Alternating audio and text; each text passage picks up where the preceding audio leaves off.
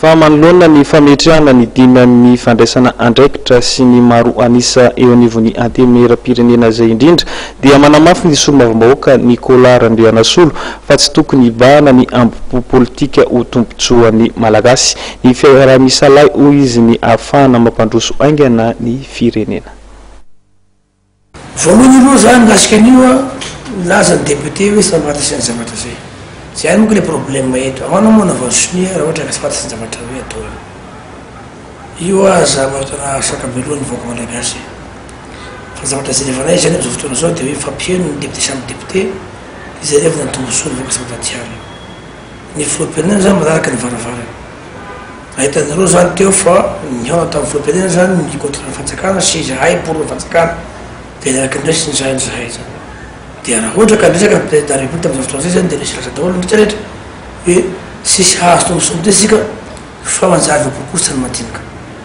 dia aleo sika zay rehefa sika zany ahoana mahaviny ty Madagasikara ty satria aza fantasinareo zany a fa ny fidana vahoaka teto zany sy resaka hoe contre fanjakana fa hitondra ny tenin'ny vahoaka zany a amin'izay fanjakana mahefa ny filoam-pirenena tompoko a dia olona ny vahoaka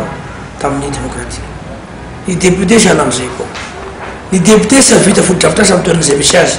fa sy misy miakina ny fanjakana sy ny gouvernemanta zay taritiny ka raha zay zany dia hainy be sy ny maro fa hoe tsisy raha ho vitasika eto raha sy araisala amin'ny fanjakana zay mitarana resaka hoe eo resaka exécutif hoe le membre gouvernemanta dia samy mieritreritra ka zahay dia politikenay dia sy misy an'izany hoe politike hoe fisonovana amin'ny tombosoa manokana antsony fa ny tombosoa ny vahoaka zay ny fidenay zany no zay revanay dia zay zany mahatonga hoe mitovy tady tokanga dia nanaiky na dia ro contre anay aza manaiky fa hoe mety zany eritreritra zany avelany ny ampo politike satria sy manasa lavitra zany raha anao politike marina anao zany hoe tena géré Madagasikara ty marina anao zany hoe za tena hoe sitrapolona mivona politike dia zay zany tokony jerevana hoe ny tombosoa ny vahoaka zay mary fifehezanao sy apetraky am'izay zany hoe politique fitiavanao kely fotsiny sy akena zavatra sala am'izay fa ahoana ny tombosoa